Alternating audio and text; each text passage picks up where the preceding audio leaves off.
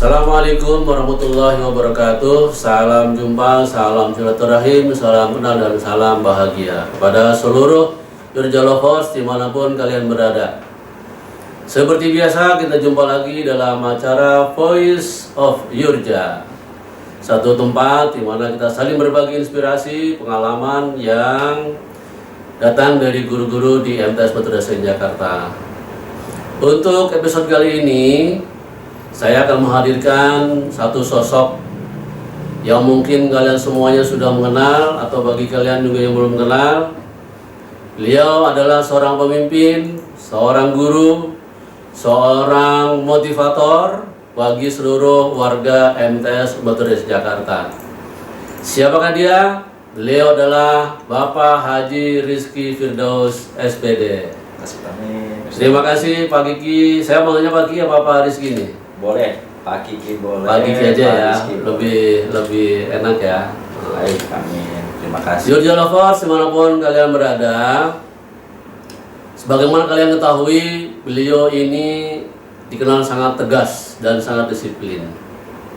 Tetapi di samping itu, beliau adalah seorang guru dan motivator yang terus menginspirasi bagi murid-muridnya untuk senantiasa aktif dan berprestasi dalam hal akhlak maupun dunia keilmuan.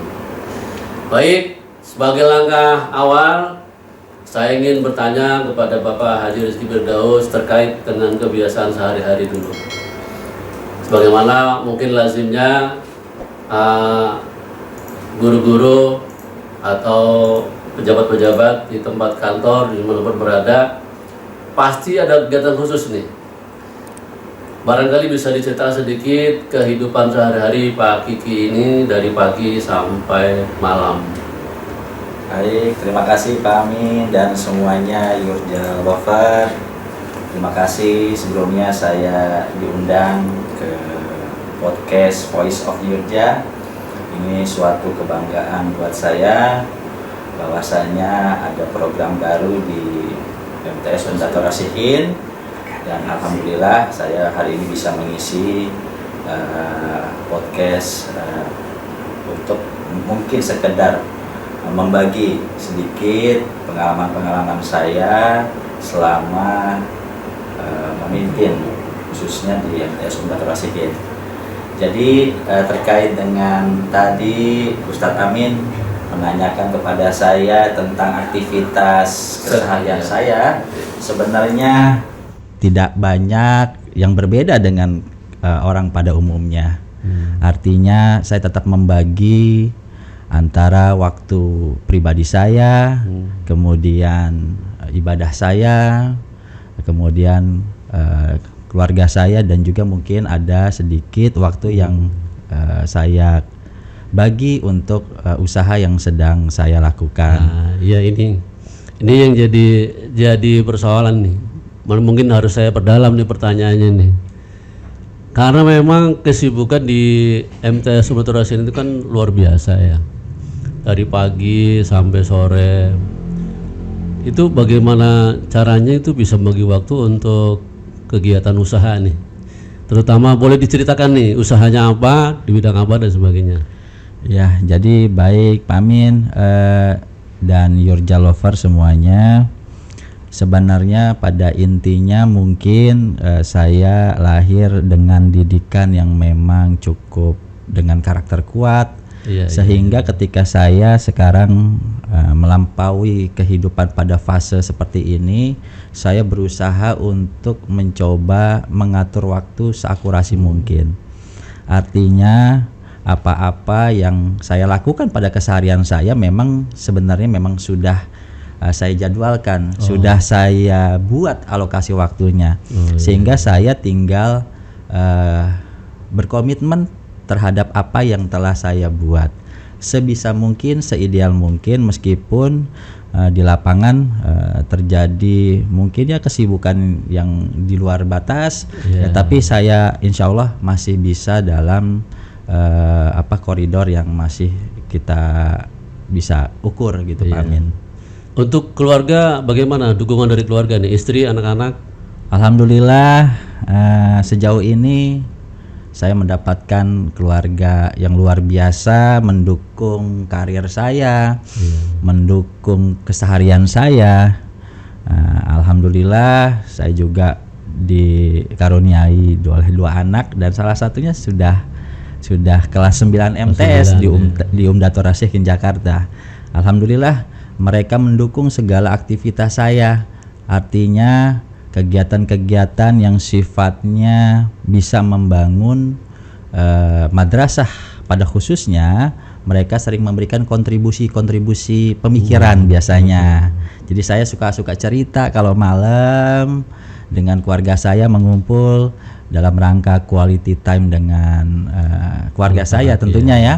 Dan di saat-saat itulah mereka sedikit memberikan masukan-masukan terkait mungkin dengan peran saya sebagai pimpinan ataupun kebijakan-kebijakan saya dalam menjalankan madrasah, begitu Satamin. Oke, baik. Nih Yurja Lovers dimanapun kalian berada, 2 inspirasi pertama nih. Yang pertama Pak Kiki itu kegiatannya terjadwal. Artinya semua terkonsep dengan baik. Baik untuk sekolah, untuk kegiatan usaha, untuk keluarga. Inspirasi yang kedua, ini mungkin jarang kalian ketahui. Beliau sangat aware, terbuka kepada keluarga, minta masukan. Nah, kemudian kalau memang dikritik katanya. Iya betul. Di antara selama ini, adakah yang mungkin dari keluarga sering protes atau misalnya mengeluh gitu? Ada keluhan nggak kira-kira? Kegiatan Magi kan sangat padat gitu. Betul ya. Baik Pak Min. Jadi terkait dengan istri saya ataupun anak-anak saya yang suka mungkin ada protes, itu pasti ada ya Pak Min ya. Ada, ya. Apalagi saya ketika melakukan sebuah kebijakan itu sering sekali dikritisi oleh anak-anak saya gitu ya.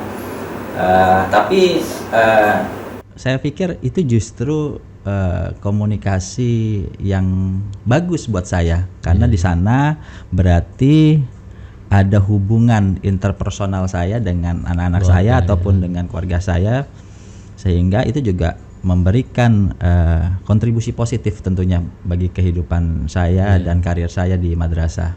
Baik, Pak Kiki masih tentang keluarga ini. Pak Kiki kan keluarganya boleh dibilang cukup religius ya. Mungkin adakah strategi khusus ya terkait dengan kegiatan keagamaan keluarga ini, di keluarga Pak Kiki? Ya, jadi Pak Amin,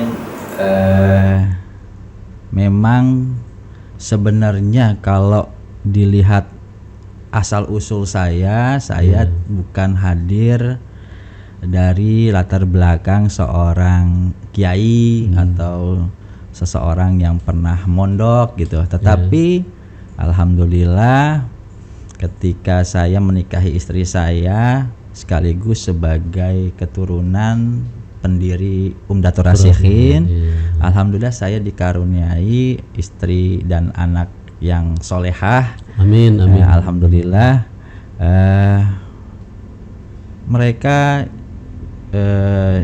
sepertinya tanpa saya perlakukan atau paksakan sesuatu hal tentang keagamaan, mereka sudah mencintai secara otomatis. Karena memang lingkungan mungkin ya. Itu keuntungan saya mendapatkan istri seorang cucu dari pendiri madrasah. Alhamdulillah gitu. Jadi tidak ada yang sulit Pak Amin gitu. Ketika saya ajak dalam suatu saat, suatu momen saya suka bangun misalkan sholat berjamaah, mereka mau.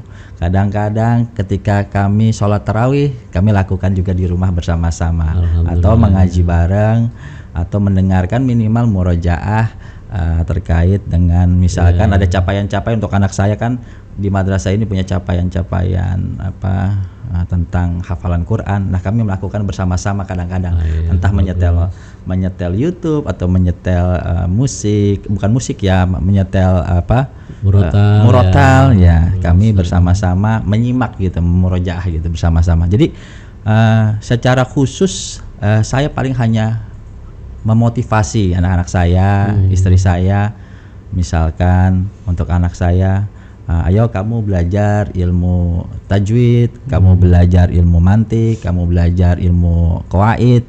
Ya, alhamdulillah dengan pendampingan guru-guru yang juga luar biasa mendukung, dan anak saya juga mau gitu ya. Jadi tidak susah juga untuk meminta anak saya itu belajar ilmu agama. Ya, alhamdulillah saya dikaruniai semua itu.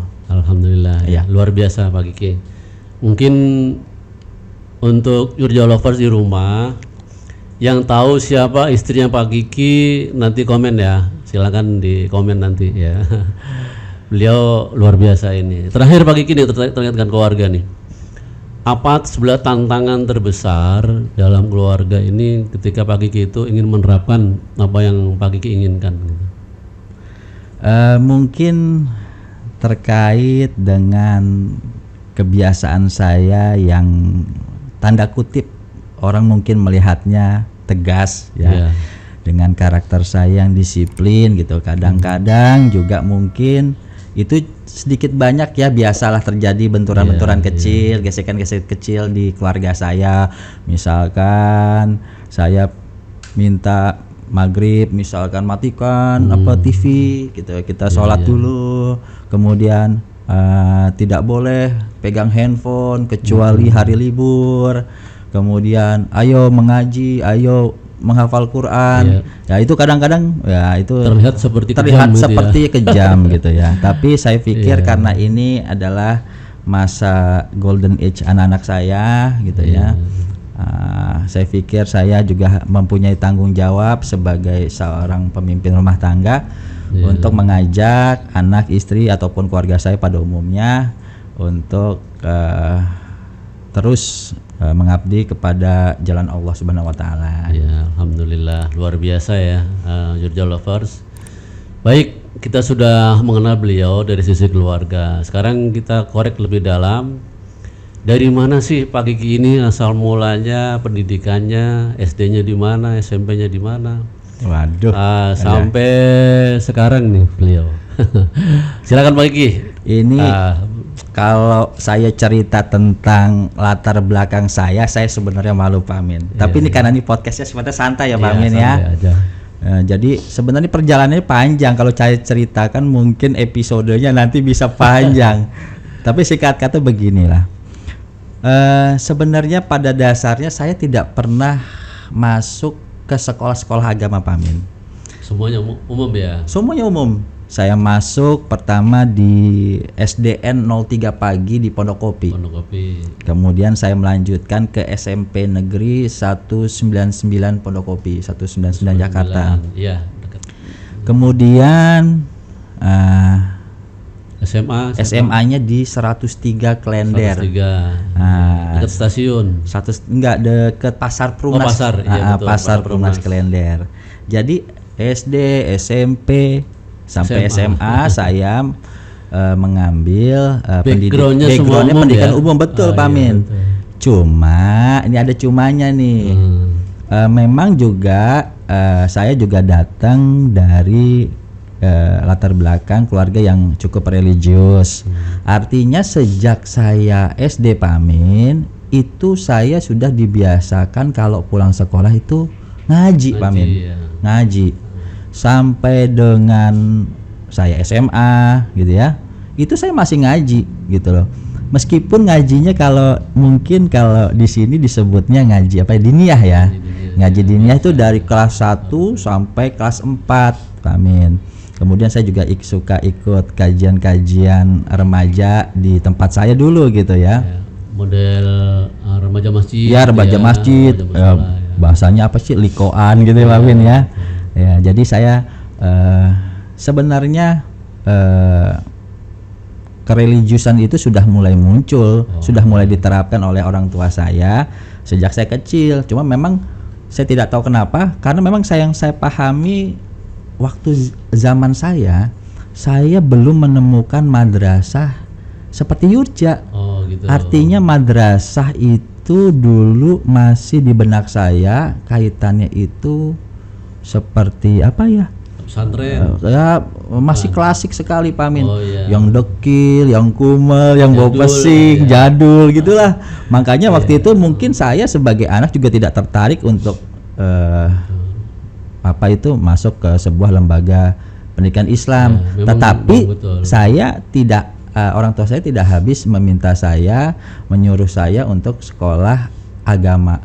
Dan saya ketika di SMP, ketika di SMA, saya mungkin sampai hari ini alhamdulillah terkenal figur saya, Pak Amin. Saya juga dulu dipanggilnya Amin, ini saya ceritanya. Di lingkungan ya? Di lingkungan saya kita. dipanggilnya Amin karena memang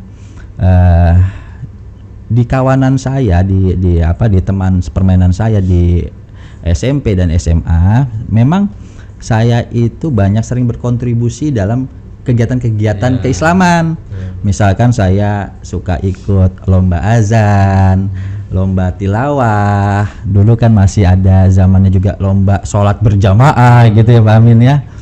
Jadi sampai dengan SMA saya pun ikut ke dalam rohis, dulu namanya rohis ya, Pak Amin ya. Jadi atas dasar itulah akhirnya keluarga saya melihat nih, Pak Amin. Jadi waktu saya mau melanjutkan ke mana itu, ke perguruan tinggi, qadarullah waktu itu kondisi perekonomian keluarga saya sedang turun. Ayah ibu saya terkena PHK bersama-sama di tahun 98 kalau nggak salah. 98.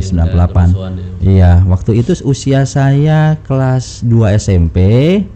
Kemudian itu saya direncanakan sebenarnya mau masuk Gontor, Pak Amin.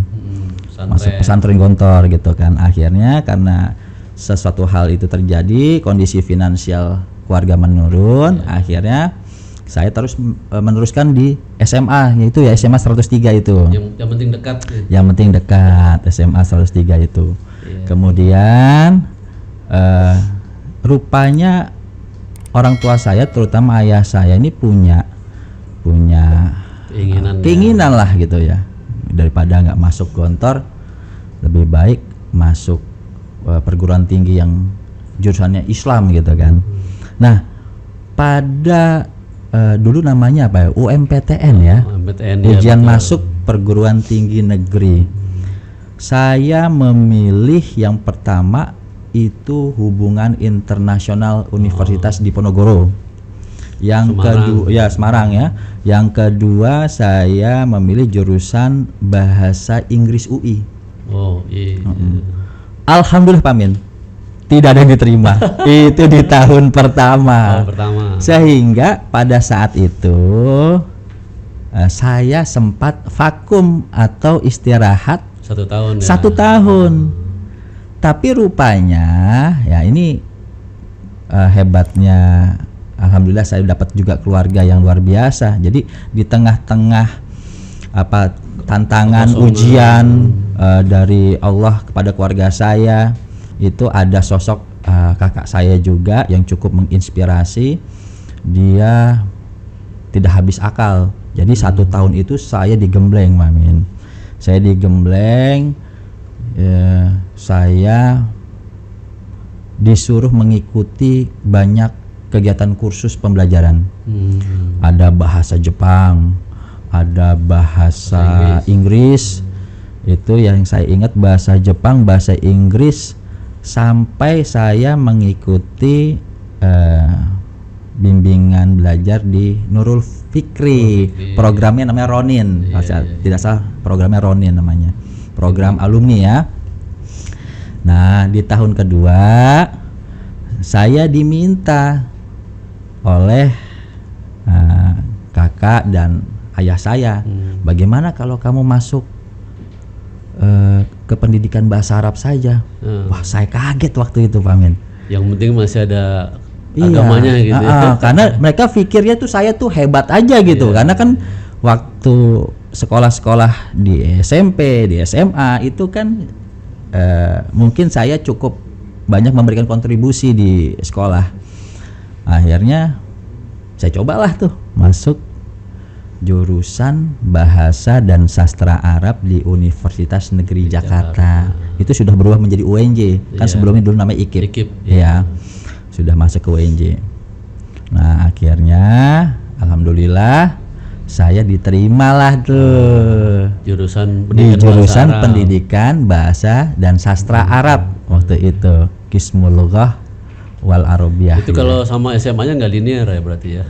Oh, kalau dari SMA-nya saya tidak linear. Saya waktu itu mengambil jurusan IPS Pak Min. Tapi saya akhirnya qadarullah Allah tempatkan saya di pendidikan jurusan bahasa dan sastra Arab gitu. Luar biasa. Ini Yurja Lovers, bisa dibayangkan itu betapa sulitnya itu dari SMA jurusan IPS masuk ke pendidikan bahasa Arab. Betul. Luar biasa. Luar biasa. Ya. Sangat jauh sekali itu ya. Itu tapi memang goncangannya Pak Min luar biasa itu Pak. Iya. Goncangannya. Pasti tantangannya berat ya. Wah. Jadi saya cerita dulu nggak nih ceritanya? Boleh. Ya? Bagaimana itu ketika di UNJ bahasa Arab? Jadi saya suka banyak cerita dengan orang-orang yang saya ajak berkomunikasi, bercerita tentang hidup saya. Memang titik balik seorang Rizky Firdaus itu adalah pas waktu ketika saya masuk perguruan tinggi, yaitu di jurusan bahasa dan sastra Arab. Jadi waktu itu saya selalu ngomong begini, ini saya orang jahil nih. Ya, orang jahil tiba-tiba kok saya ditempatkan di tempat yang luar biasa terjaga, saya bilang. Dan saat itu saya kaget Pak Amin. Betul. Ya kan Pak Amin tahu budaya di SMA itu seperti apa ya. Iya. Ya mungkin anak-anak sekarang bisa bayangkan saya datang dari sekolah umum yang mohon maaf ini jangan ditiru ya. Saya jahil dulu suka nongkrong, suka main gitaran, gitu. Bahkan rokok aktif Pak Amin. Kemudian masuk ke UNJ. Jurusannya bahasa Arab Amin, bisa dibayangkan. Transformasi luar biasa Pak Amin. Jadi ketika itu saya menemukan kawan-kawan saya yang luar biasa terjaganya, dari pakaiannya, adabnya, sampai perkataannya luar biasa. Jadi saya tidak biasa Pak Amin. Biasanya kita kan kalau ngobrol berhadapan kayak begini ya, saya dan teman saya yang wanita itu berbalik arah menjaga. Pasti terjadi pergolakan batin. Wah, pergolakan batin. Luar biasa ya. Jadi saya suka cerita nih kalau misalkan di kampus saya itu nongkrongnya bukan di warung warkop bukan di pinggiran warung bukan. Tapi di selasar musola atau masjid Pak Amin.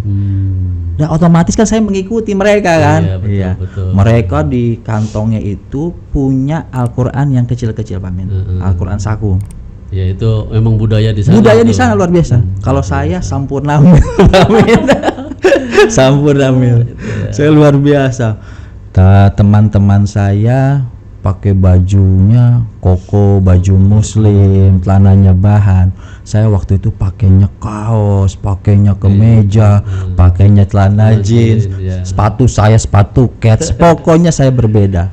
Sampai ada dosen saya menegur saya. Saya ingat sekali itu. Dosen saya bicara begini, itu kalau tidak salah semester 2 masalah. Katanya anta tolibun mukhtalifun katanya. Katanya saya nih rada aneh katanya nih, mahasiswa yang aneh. Yang baru kali itu ketemu mahasiswa model kayak begitu.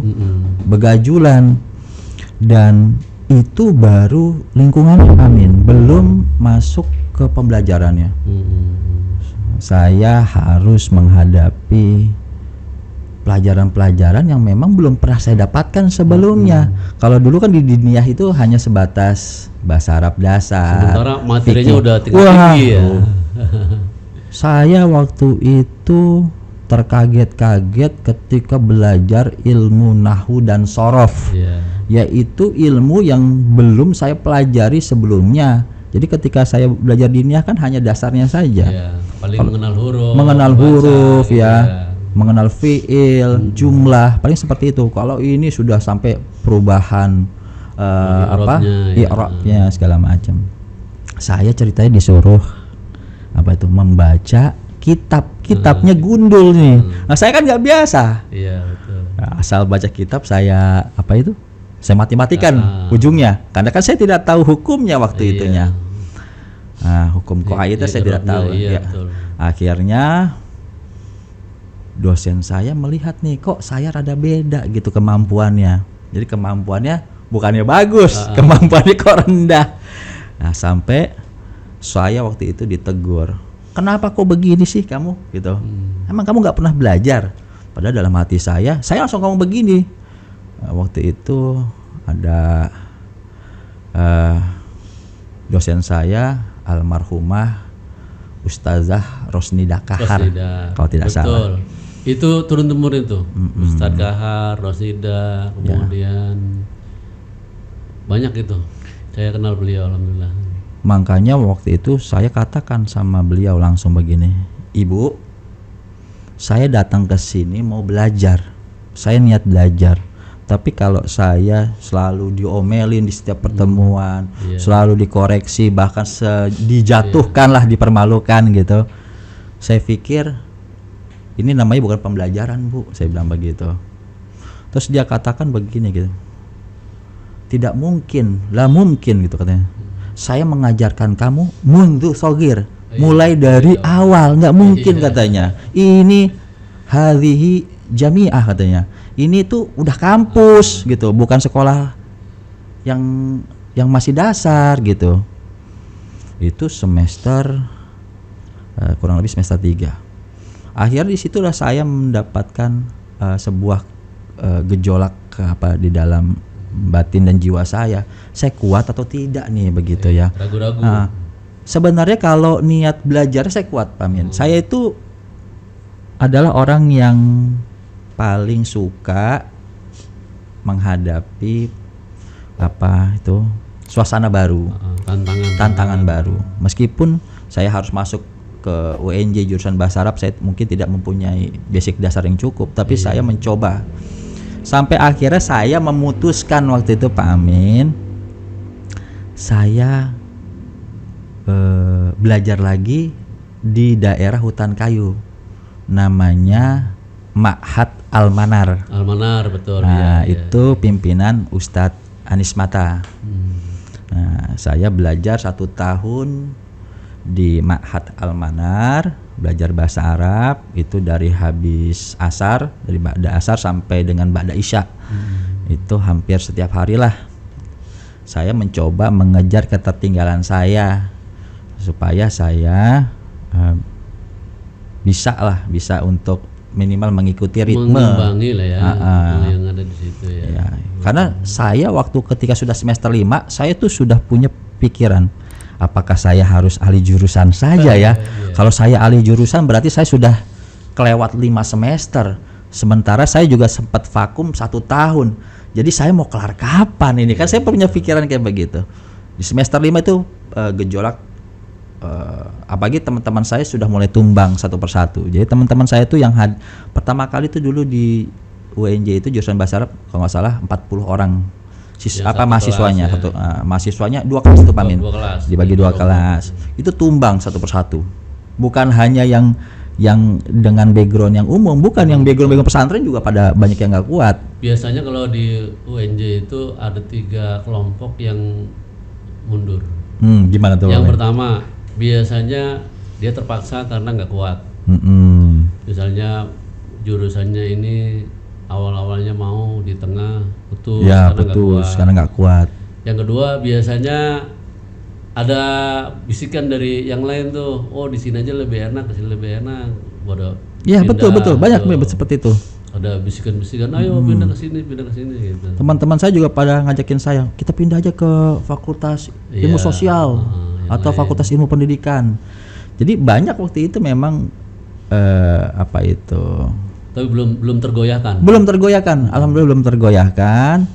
Nah, itu makanya saya kuatkan dengan saya belajar di Ma'had Al-Manar. Saya bilang saya yakin nggak ada yang nggak bisa dipelajari kalau kita itu tekun, kalau kita itu mau gitu. Makanya saya mencoba, biar bagaimanapun saya begajulannya, biar bagaimanapun saya menyebut diri saya jahiliyah jahil ya. Jadi saya tetap berusaha sampai akhirnya saya membangun sebuah unit usaha. Nah, jadi saya ternyata memang sudah jiwa entrepreneur saya sudah muncul. Sudah muncul sejak mahasiswa ya. Sebenarnya bukan hanya mahasiswa, sebelum mahasiswa juga banyak gitu ya. Tapi alhamdulillah itulah yang membuat saya bertahan, mencoba sehingga saya dekat dengan para dosen, dengan para ustadz-ustadz saya di UNJ sampai hari ini. Karena unik jadi itu ya. Betul. Jadi saya kadang-kadang diperhatikan sama dosen. Kadang-kadang kalau ketemu dengan dosen-dosen saya hari ini kan banyak mahasiswa PPL Bahasa Arab yang datang ke madrasah kita untuk mengirimkan utusan mahasiswa PPL-nya. Saya kan suka ketemu dengan dosen-dosen saya. Saya kadang-kadang malu juga itu Pak. Tapi mereka alhamdulillah berkat doa, berkat barokah ilmu-ilmu mereka, saya hari ini seperti mereka tidak duga gitu. Kok bisa gitu kan? Seorang Rizky gitu kan, sekolah agama yang backgroundnya mungkin dirasa kurang, tapi alhamdulillah ketika kata kuncinya tekun itu ada pada diri kita, insya Allah bisa semuanya kita lalui gitu. Baik Pak Kiki, kita minum dulu. Baik, aduh. Ini Yurja Lovers, kalau kamu tahu ada gelas nih, logonya Yurja, bisa dibeli, bisa dibeli di pesan. Oh gitu ya. Iya. Bismillahirrahmanirrahim. Baik, Yurja Lovers, ini inspirasi keempat. Pak Kiki bagaimana sulitnya menghadapi satu transformasi ya dari SMA yang pelajaran umum ke pendidikan bahasa Arab. Kata kuncinya ketekunan ternyata. Ya. Jadi kalian kalau yang mungkin agak-agak sulit belajar, coba kalian bicara dengan hati kalian, sudah tekun apa belum? Nah, gitu. Ini Pak Kiki inspirasi kita ini ketekunan. Berhasil akhirnya lulus dari UNJ jurusan bahasa Arab. Oke, baik Pak Kiki, kita lanjut terkait dengan posisi Pak Kiki ini. Boleh diceritakan Pak Kiki ini sejak kapan mengajar di Umdah, kemudian sejak kapan diangkat jadi kepala sekolah? Baik, ini sebenarnya perjalanan panjang yang ada kaitannya dengan tadi saya kuliah. Iya. Jadi saya sedikit mundur dulu Pak Amin, biar nanti ceritanya utuh gitu ya. Betul. Jadi ketika di UNJ saya pada waktu kurang lebih semester awal, semester 2, semester 3 saya membangun rental berbahasa Arab. Komputer ya. Komputer dengan kawan-kawan saya. Nama rentalnya itu Fatahe. Iya. Fatahe.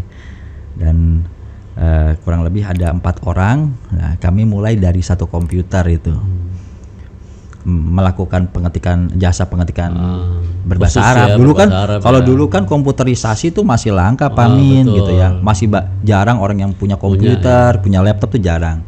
Jadi saya tuh mulai dari satu komputer, 2 komputer dan selanjutnya. Berarti bisa membaca peluang nih. Ya, waktu itu karena memang sangat jarang sekali. Bahkan waktu itu komputerisasi Arab rental itu di UNJ dan sekitarnya itu boleh mungkin tidak ada mungkin ya.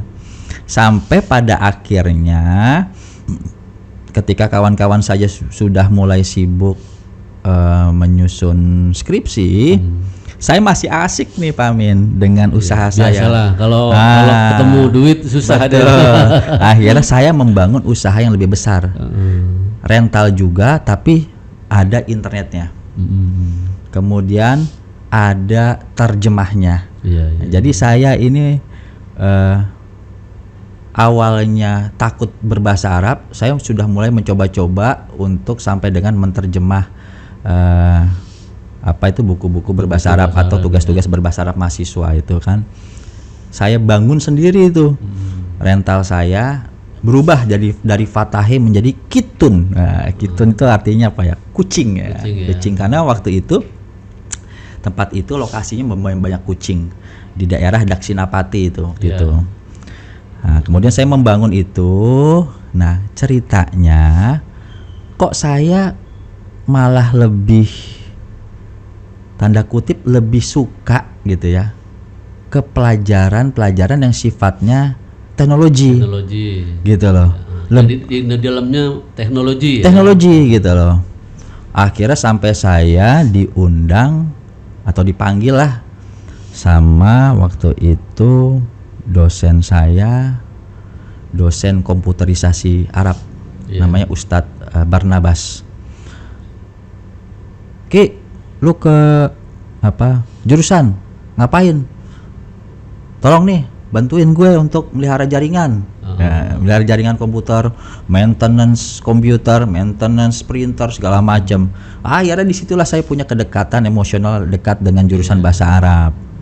Dan saya pun ketika ditawarkan untuk untuk membuat skripsi atau di tahap akhir itu, saya sampai dengan ditawarkan oleh kajurnya waktu itu. Kamu mau begini-gini aja katanya. Udah semester tua nih kamu. Ini kamu udah korupsi katanya. Kamu udah korupsi. Karena Yurja Lover perlu ketahui kalau kita sekolah di negeri itu kita dituntut untuk 4 tahun. Ya, ada batasan. Ada batasan 4 tahun. Nah, saya waktu itu udah lewat 4 tahun, Pak Amin. Ya, 8 semester. 8 semester. Ya, waktu itu saya udah semester ke-10.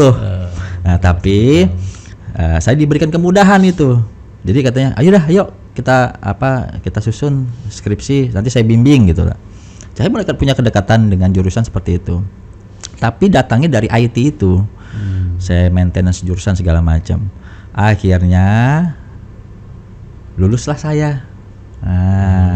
Luluslah saya wisuda segala macam. Saya waktu itu belum kepikiran untuk menjadi seorang guru, apalagi menjadi seorang pemimpin. Jadi Pak Amin, filosofi hidup saya itu, saya tuh menikmati sebuah proses. Tapi saya tidak mendesain hidup saya itu seperti apa, tidak. Iya, ikuti saja air mengalir. Iya. Kemudian saya ketemu pada suatu kondisi, saya hadapi, saya tekuni, saya jalani. Jadi saya nikmati prosesnya sampai dengan nanti Allah membawa saya ke arah mana. Nah, ini tiba-tiba, ini kan saya punya anak buah waktu itu, cabang rental saya ada 2, Pak Amin.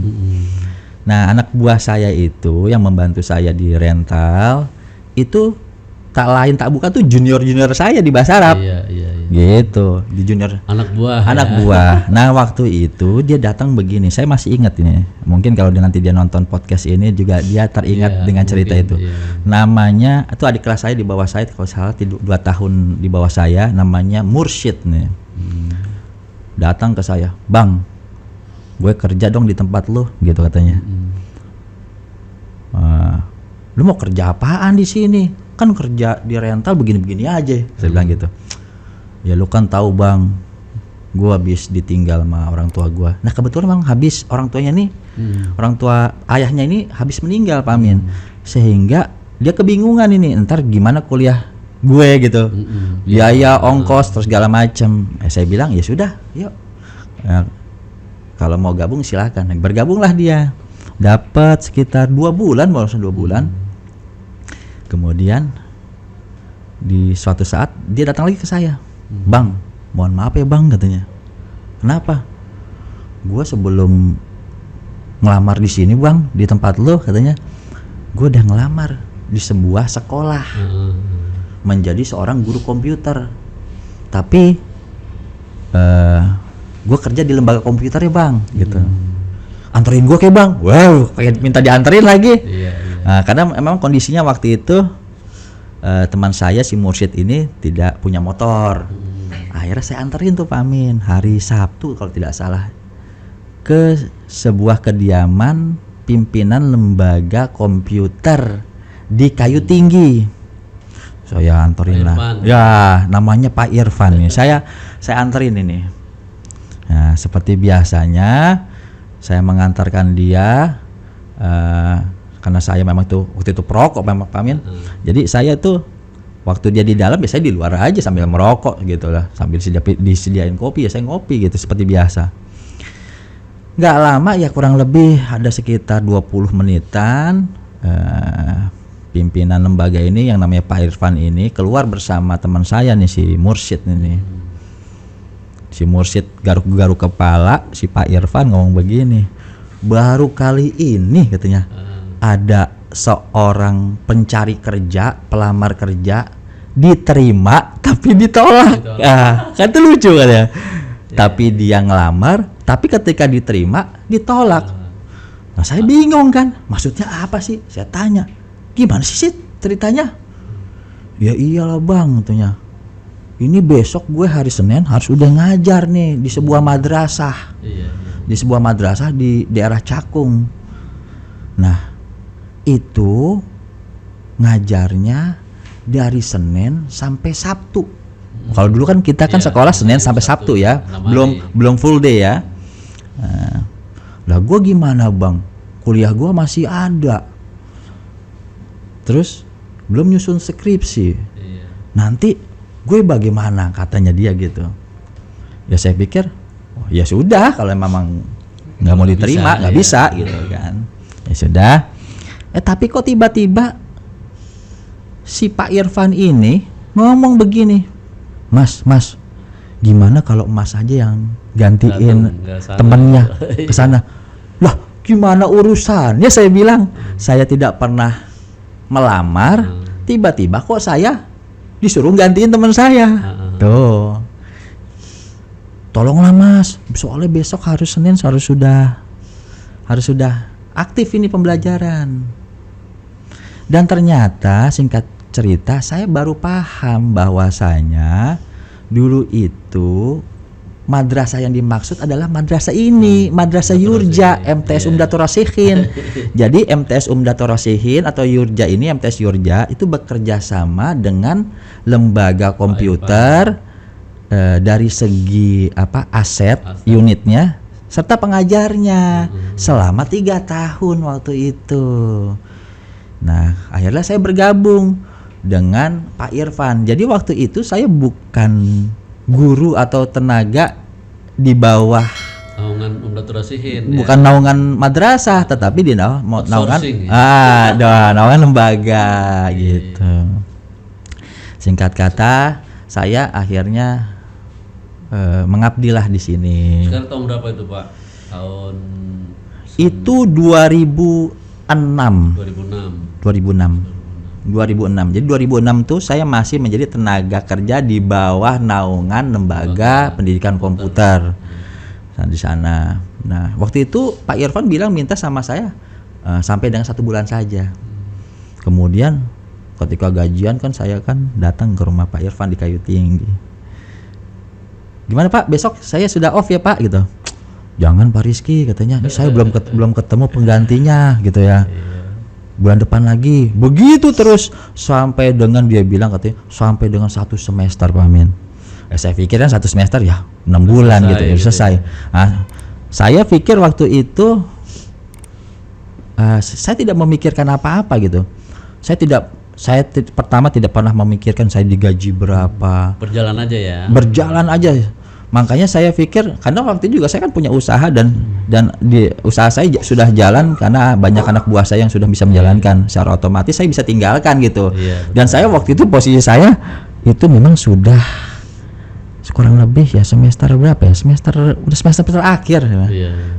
Kalau tidak biasa semester 10 waktu itu saya. Luar biasa, ini jangan ditiru Yurja Lover nih semester 10 nih saya nih, karena keasikan kalau bisa cepat sesuai ya. Betul. Karena waktu itu karena saya ada kondisi yang mengharuskan saya untuk cari uang, karena waktu itu saya harus membiayai adik-adik saya untuk kuliah waktu itu. Betul. Jadi saya masuk ke sini itu pertama tidak pernah melamar, itu satu. Yang pertama tidak pernah niat menjadi seorang guru, yang kedua memang nggak pernah melamar gitu Pak Amin. Jadi saya itu posisinya menggantikan teman saya yang bernama Mursyid itu untuk mengajar sementara, menggantikan sampai ketemu pengganti. Itu berjalan sampai dengan 1 semester. Setelah 1 semester, nah ini lebih lucu lagi katanya. Barulah saya tanya, "Ini kapan sih Pak Irfan saya selesainya?" Saya bilang begitu. Off-nya kapan? Off-nya kapan? Kata Pak Irfan begini, "Pak Rizky, saya mau bicara nih. Jadi begini," baru dia terus terang tuh bahwasanya madrasah itu kerjasama selama 3 tahun. Terus kenapa Pak Irfan? Nah ini adalah tahun terakhir. Maksudnya kalau bisa 1 semester lagi. akhirnya tanggung lagi. Akhirnya di saat itulah saya kalau tidak salah memanggil salah seorang teman saya atau guru saya. Nah, ini namanya Pak Fajar, mungkin nanti tahu ya. Pak Fajar itu adalah teman saya dari SMA dan kebetulan jurusannya adalah IT ya, teknik informatika. Kalau tidak salah teknik informatika di Gunadarma. Akhirnya saya ajak itu di semester kedua itu. Semester kedua, dan itu adalah 1 semester terakhir dengan lembaga. Gitu Pak Amin. Sampai akhirnya kontrak putus, ya saya juga nggak ada masalah dengan, kalau dulu kan tidak ada ruang guru ya Pak Amin ya, tidak ada ruang guru, jadi saya tuh kerjanya di lantai 4 di lab komputer saja. Jadi ya turun ya hanya seperlunya kalau mau sholat gitu kan, atau mau beli makan segala macam. Sampai akhirnya saya pamit nih dengan kepala sekolah MTS dulu namanya Ibu Hajah Siti Huliah atau sebutannya Ibu Uli. Saya bilang, Bu Uli, gitu ya, terima kasih saya sudah mendapatkan kesempatan untuk mengajar, mengabdikan sedikit ilmu di madrasah ini gitu. Atau Bu Uli jawaban gini, Ki, udah lu ikut gua aja, gitu ya. Kan pembawaannya Bu Uli kan, iya memang santai sekali, cepat-cepat. Udah lu ikut gua aja katanya. Saya bilang, waduh Bu Uli, maaf deh, saya bilang gitu. Kalau untuk lanjut saya juga pikir-pikir dulu. Emang kenapa sih pikir-pikir? Ya iya Bu, kan pekerjaan itu kan untuk masa depan saya harus pikirkan begitu. Emang apa lu pikirin? Gajinya Bu. Gitu. Karena Yurja Lover harus tahu ya, untuk gaji guru itu di kita itu di Indonesia khususnya memang masih sangat minim. Tapi tanpa mengesampingkan itu semuanya, karena saya adalah orang yang konsisten Pak Amin. Jadi ketika saya sudah sign kontrak dengan Pak Irfan di lembaga komputer dengan gaji, Pak Amin mau tahu nggak gaji saya waktu pertama kali masuk nih? Berapa itu kira-kira? Nah, ini supaya jadi motivasi supaya betul. Buat guru-guru atau buat calon guru yang masih mungkin melihat pandangan guru itu seperti apa supaya punya nilai positif ya Pak Amin. Saya itu pertama kali digaji Pak Irfan tanpa saya tahu, dan saya terima-terima saja waktu itu memang. Karena saya niatnya membantu teman saya itu si Mursyid itu. Itu gaji pertama saya startingnya 250.000. 250.000 ya. Yurja Lover 2006. Jadi 250.000. Sampai akhirnya saya diajak sama Bu Uli, saya bilang, saya nggak bisa Bu Uli, emang lu digaji berapa? Katanya. Gitu. Jadi gaji segitu tadi saya sebutin. Waduh kecil banget ya gitu. Ya. Emang kamu minta gaji berapa? Wah waktu itu Pak Amin, saya emang orangnya ceplos-ceplos. Nah, saya bilang begini, Bu, saya minta sekian. Saya nggak ceritakan ya. Pokoknya jauh. Saya jauh, Pak Amin. Jauh sekali memang. Jauh dari 250.000 itu. Saya ibaratnya udah nekat aja, asal ngomong aja. Kata Buli begini, ya kalau segitu Maki katanya, lu di atas pasaran guru-guru sini katanya. Lah gue nggak enak katanya. Saya nggak enak nanti kalau misalkan kasih kamu gaji segitu. Ya, saya bilang ya nggak apa-apa kalau ibu nggak mau. Saya juga ngomong gitu. Ya saya kan butuh masa depan juga Buli gitu. Saya punya ilmu. Wah saya sombong, bukan sombong ya, maksudnya gini. Saya pikir saya sudah punya banyak ilmu. Saya cukup. Memang kalau masih muda ya idealis lah gitu, idealis. Akhirnya saya salaman sama Buli. Nah, sampai Buli itu menyanyikan lagu gini. Jangan ada dusta di antara kita ya. Lu jangan marah ya gara-gara nggak dikabulin itu permintaan lu tentang masalah gaji itu. Saya bilang nggak apa-apa Buli, gitu.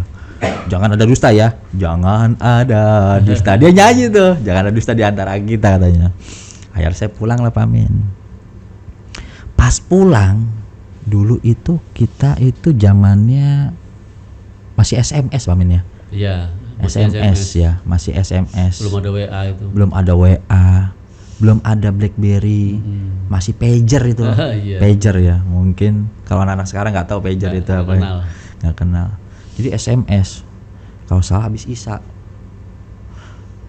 isi SMS-nya dari Bu Uli begini, besok kamu menghadap ke ruangan saya. Begitu. Saya pikir ada apa ini menghadap ke ruangan saya. Jam 8 waktu itu. Saya datang kan jam 8, langsung masuk ruangannya Ibu Uli. Saya tungguin lama banget itu, setengah jam ada lewat deh. Datang Bu Uli, berdiri sambil ngomong begini. Kan Bu Uli kan emang rada-rada santai. Iya. Ngomong begini. Lu ngapain masih di sini? Kata gitu. Lah, saya bingung tuh. Maksudnya gimana, Bu? Gitu. Lu ngapain di sini? Kok masih di sini aja? Ya kan saya dipanggil sama Ibu suruh tunggu di ruangan menghadap. Maksud saya, lu ngapain di sini? Anak-anak udah pada nungguin lu di kelas. Lu masuk kelas. Kesian lo anak-anak begitu. Terus saya bilang gini, ini urusan kemarin bagaimana? Terus katanya, iya udah, madrasah masih terlalu cinta sama kamu katanya. Udah kamu masuk, urusan itu udah beres gitu. Akhirnya saya lanjut. Nah disitulah awal saya bergabung dengan MTS Umdatul Rasikin. Kalau nggak salah 2007 itu. 2007 ya. Nah, kalau mengajarnya sudah mulai 2006. 2007 itu 2007 udah mulai tergabung dalam manajemen atau Umdatul Rasikin 2007 gitu. Nah ini Pak Kiki, ketika Pak Kiki itu diangkat jadi kepala sekolah, ini prosesnya seperti apa itu Pak? Ini perlu kalian ketahui Yurja Lovers ya. Pak Kiki itu sebelumnya pernah menjadi wakil apa Pak Kiki? Wakil bidang sarana dan prasarana. Sarana prasarana. Ini memang inspirasi buat kita nih. Pak Kiki ini apa ya? Sekolah SMA dia jurusan IPS. Kuliahnya jurusan Bahasa Arab, sastra Arab. Kerjanya dibilang IT. Ini apalagi di Iya, oke pagi silakan. Gimana itu prosesnya jadi kepala sekolah? Jadi kepala sekolah. Gini loh Pak Amin. Jadi banyak sebenarnya pertanyaan-pertanyaan ini datang ke saya. Saya hanya jawab begini Pak Amin. Saya konsisten dengan pernyataan saya tadi di awal. Jangankan menjadi seorang kepala sekolah, menjadi seorang guru pun saya tidak pernah bercita-cita, tidak pernah punya niatan. Jadi kalau misalkan ditanya, apakah saya orang yang ambisi?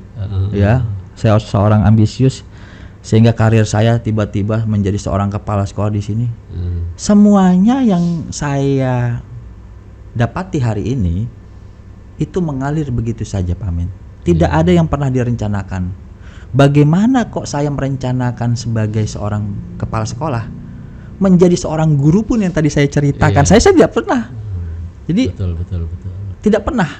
Cuma setiap pelajarannya adalah setiap saya melakukan sesuatu hal, saya menganggap hal itu adalah ibadah. Ibadah itu harus kita lakukan dengan ikhlas. Ketika kita ikhlas itu akan berbuah kebaikan. Apapun yang kita lakukan. Makanya saya memegang prinsip itu betul. Ketika saya diberikan amanah itu saya kerjakan sebagai sebuah ibadah.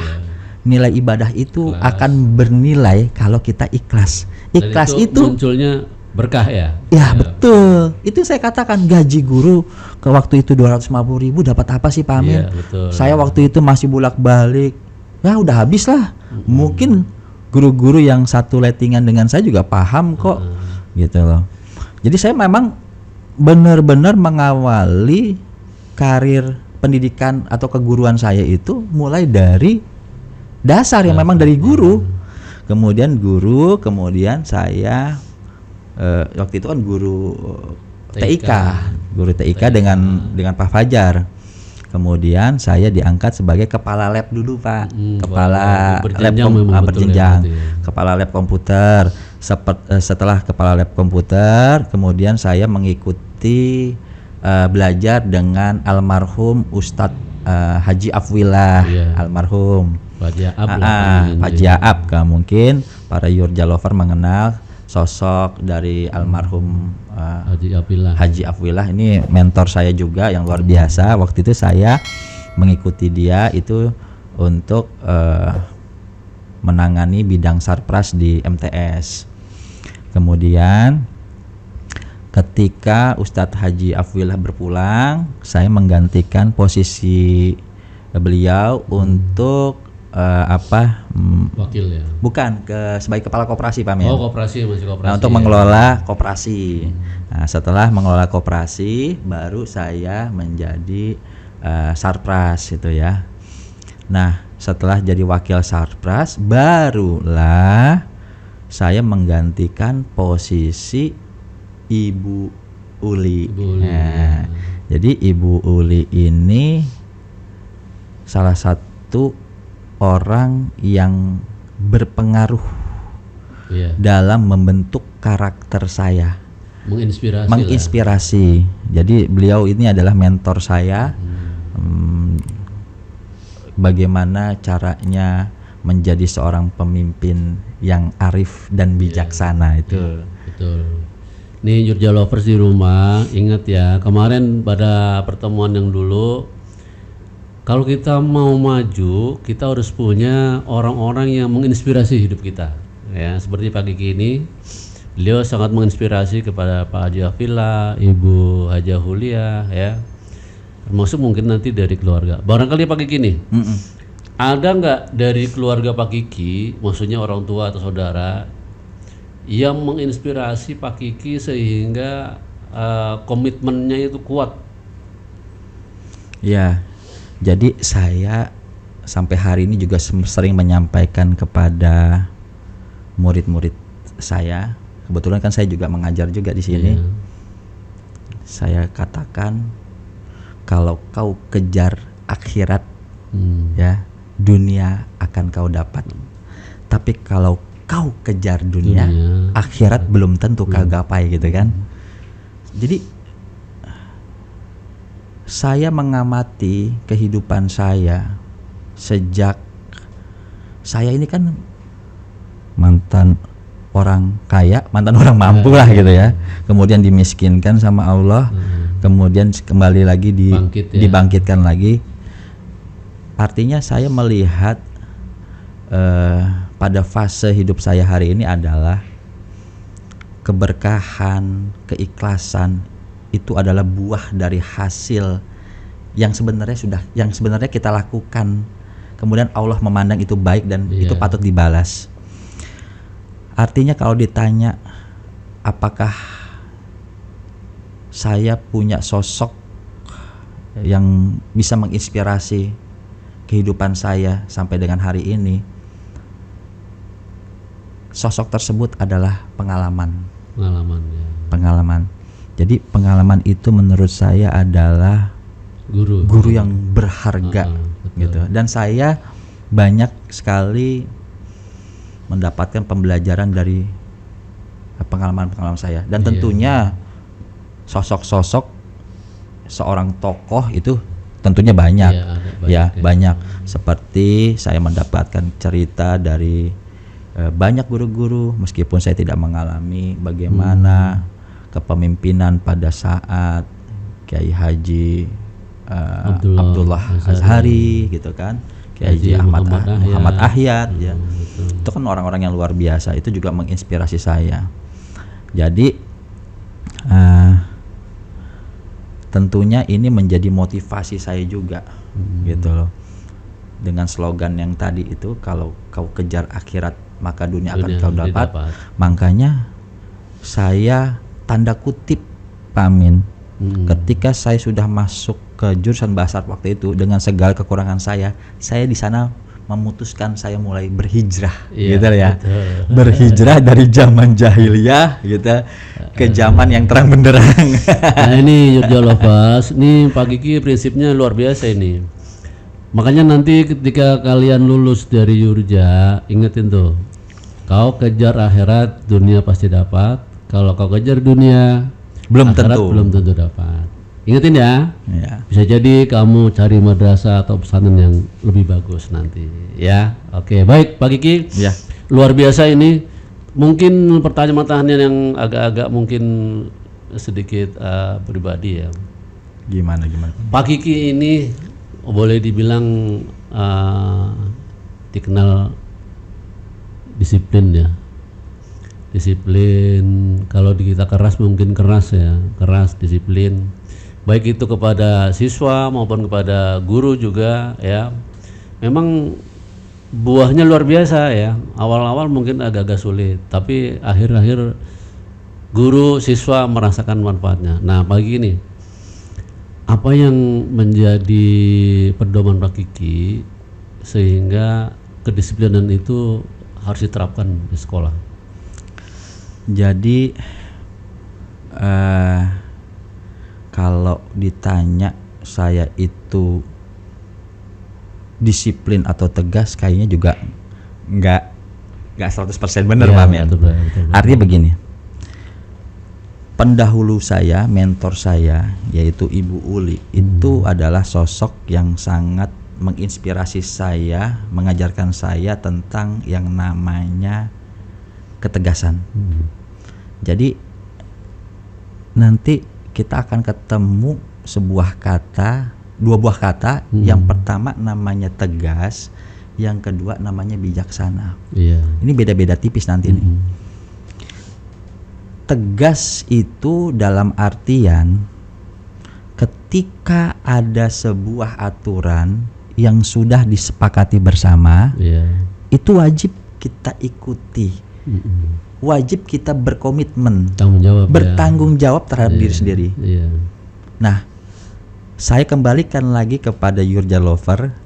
Apakah ketika saya katakan, ketika kita sudah membuat aturan, kemudian kita sepakati dan kita pahami, kemudian ketika kita tidak melaksanakan, kemudian ketika atasan itu memberikan sebuah punishment atau teguran segala macam, apakah itu disebut dengan keras, tegas gitu kan?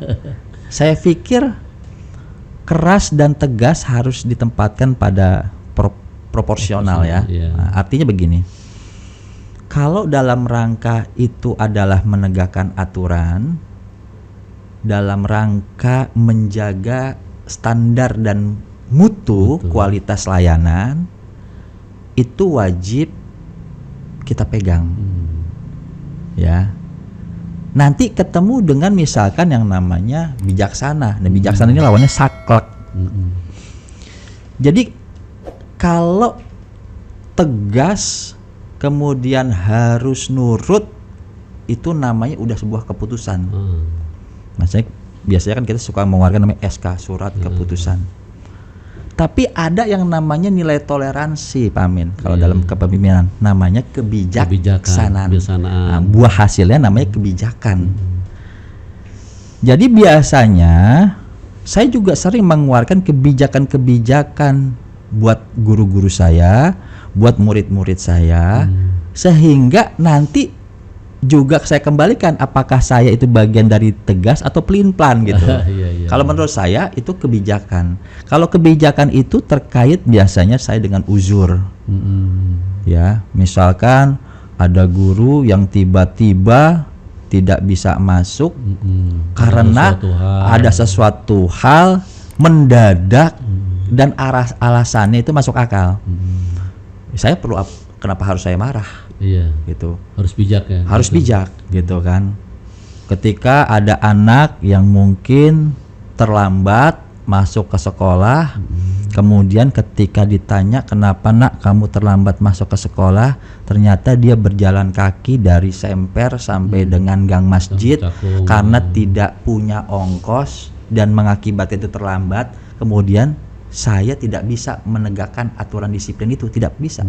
Kenapa? Karena ada uzur, ada sebuah ada penghalang ya, ada penghalang di sana sehingga kita harus menegakkan yang namanya kebijaksanaan. Dan itulah yang saya terapkan di madrasah ini sampai hari ini. Saya tidak akan pernah memimpin madrasah ini, saya tegaskan, secara korporasi, secara perusahaan, tidak. Saya membangun semua ini dengan ikatan kekeluargaan, ikatan emosional, sehingga ini adalah madrasah ini adalah rumah buat semuanya. Rumah buat saya, rumah buat guru, rumah buat siswa, sehingga semuanya saling menjaga dan saling merasakan kenyamanan di madrasah. Dan itu yang saya lakukan. Saya juga mengadopsi para mentor-mentor saya itu. Ya memang Yurja Lovers, kalau di Yurja itu di Hamdas Matur Rosihin memang dikenal ya disiplin, ya baik itu betul. waktunya, kemudian cara berpakaian, cara belajar. Kalau kamu cari ada kelas kosong di Yurja mungkin tidak akan ketemu. Kenapa? Karena semua melaksanakan tugas sesuai kewajibannya masing-masing. Jadi nggak ada jam kos ya Pak Amin ya? Tidak ada jam kos. Tidak ada jam kos. Baik Pak Kiki, masih ada 2 pertanyaan lagi nih. Mungkin terkait Gimana? dengan harapan nih, terkait dengan harapan. Pak Kiki punya keinginan ke depan untuk Umdatul Rosihin, baik itu Madrasah Sanawiyah ataupun Madrasah Ibtidaiyah ataupun yayasannya. Barangkali ada semacam satu keinginan harapan ke depan seperti apa? Baik Pak Min, sama seperti mungkin para pemimpin-pemimpin di sebuah lembaga pasti menginginkan perkembangan di setiap lembaga yang dia pimpin. Saya tadi di awal katakan saya bergabung di madrasah ini 2006. Kemudian, saya perlu sampaikan saya diangkat menjadi kepala madrasah itu 2018. Kalau sekarang 2025. Berarti ya kurang lebih kalau untuk kepala sekolah atau kepala madrasah saya sudah sekitar hampir 8 tahun ini ya. 8 tahun, iya. Masuk 8 tahun besok di tahun ajaran tuh. Tapi kalau untuk pengabdian ilmu saya dari 2006 berarti ketemunya ya sekitar hampir 20 tahun. 20 tahun ya. 20 tahun nggak terasa. Malah Pak Amin Yurja Lover ini luar biasa. Pak Amin lebih daripada saya. Saya mungkin generasi masih di bawahnya Pak Amin ya. 20 tahun. Kemudian 2018 saya diangkat menjadi seorang pimpinan. Dan yang perlu diingat, makanya saya selalu bilang dengan guru-guru saya, dengan wakil sarpras saya katakan, itu tulisan yang ada di lapangan 1984 jangan dihilangkan. Jangan dihilangkan. Kenapa jangan dihilangkan?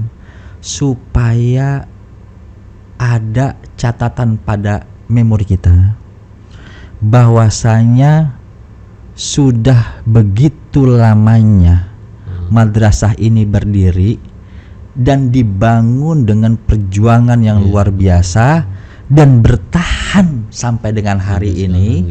Bahkan alhamdulillah masyarakat justru percaya sehingga madrasah ini bisa berkembang lebih pesat. Betul. Jadi banyak alumni kalau datang ke sini setiap tahun kok pasti ada perubahan. Iya, Kok Pak? Ada perubahan. Ini berubah? Kok ini Pak begini ya? Artinya saya mau katakan begini, saya juga pengen. Tentunya adalah impian buat saya. Apakah nanti Allah takdirkan madrasah ini bisa berkembang lebih di tangan saya atau nanti setelah masa kepemimpinan saya ini bisa dilanjutkan. Sampai hari ini Yurja Yayasan Umdatul Rosihin Jakarta ini punya 2 cabang unit kelembagaan, yaitu ada Madrasah Ibtidaiyahnya dan ada Madrasah Sanawiyahnya. Sebenarnya saya juga pengen kedepannya nih di Sanawiyah minimal memiliki boarding. Boarding. Amin. Kalau untuk aliyah mungkin kita masih punya PR yang banyak terkait dengan butuh lahan gitu, sumber daya manusianya masih banyak, tapi yang paling dekat ini mungkin boarding mau kita coba garap.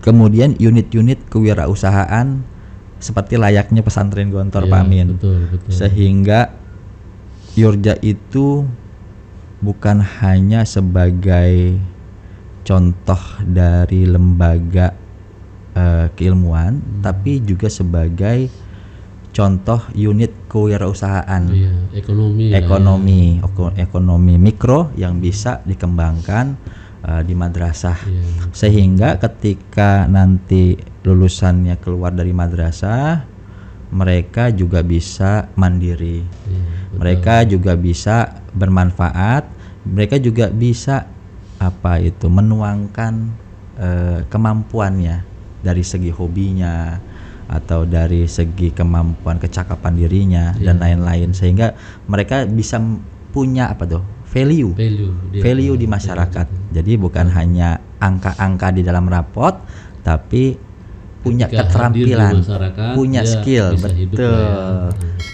Jadi saya pengen mungkin ke depannya jangka pendek ini, kalau masih nanti saya mengemban amanah sebagai pimpinan, ini mungkin konsep boarding udah nanti akan kita mulai, kemudian nanti pengembangan kewirausahaan yang akan kita tingkatkan. Mudah-mudahan terlaksana ya Yurja Lovers. Mungkin pertanyaan terakhir nih sebelum kita tutup, harapan Mbak Kiki ini untuk adik-adik kita yang masih ada di SD, di MI, kira-kira untuk tahun depan seperti apa Pak Kiki? Silakan. Saya hanya pesan di era hari ini di mana artificial intelligence sudah di depan mata kita, sehingga sosok guru kadangkala mulai dikesampingkan. Yang pertama, carilah pendidikan dengan karakter Islam sebagai pegangan hidup kamu. Jadi bagi Yurja Lover ataupun para pemirsa yang menonton podcast ini, di era hari ini yang luar biasa, di mana informasi itu bisa kita akses sesuka hati kita, sangat mudah tanpa adanya filtrasi, tanpa adanya saringan. Maka perkuatlah pondasi kalian dengan agama.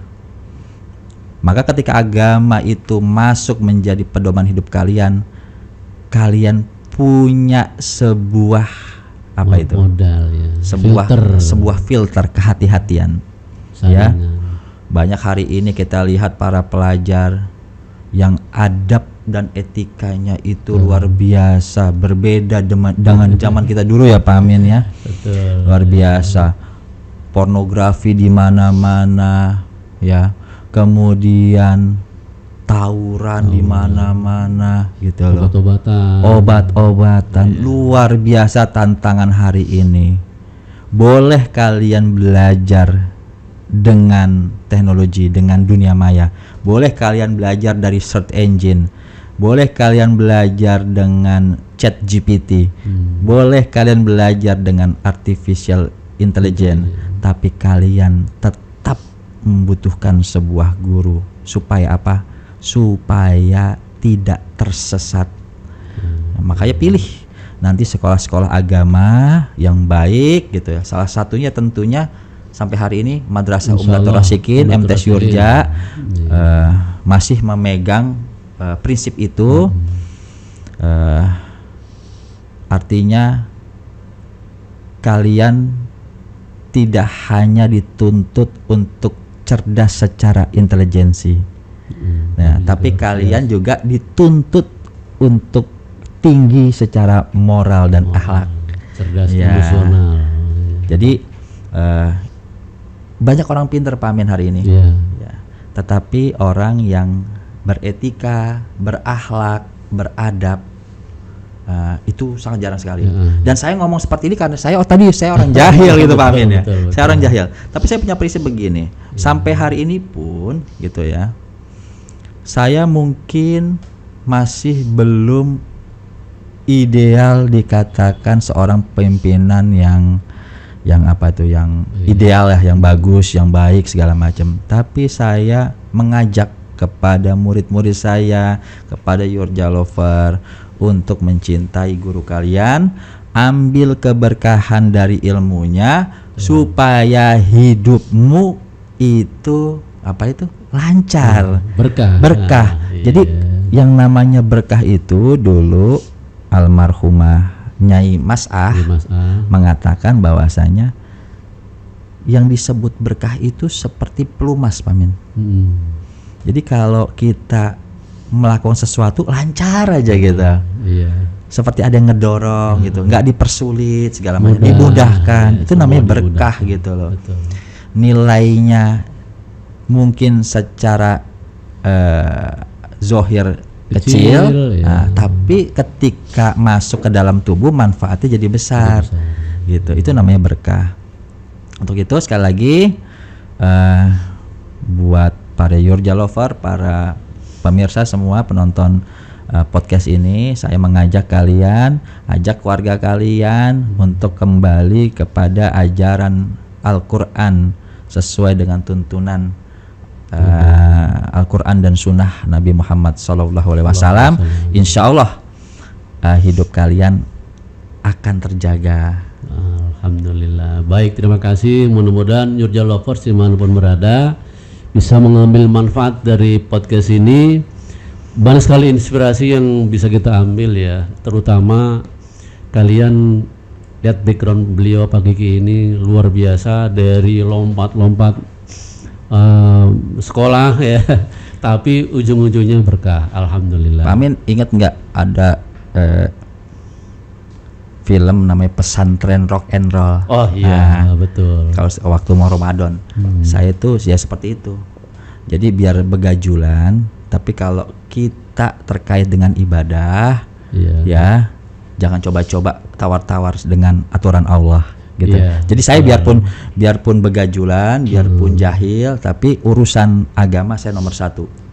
Gitu. Makanya saya pengen Yurja di bawah pimpinan saya semuanya punya nilai religi yang kuat dengan Al-Quran dan Sunnah gitu. Makanya di sekolah kita kan sholat berjamaah wajib, ditambah lagi sholat duha ya, dikata wajib enggak, tapi ya harus. Gitu. Menjadi pembiasaan.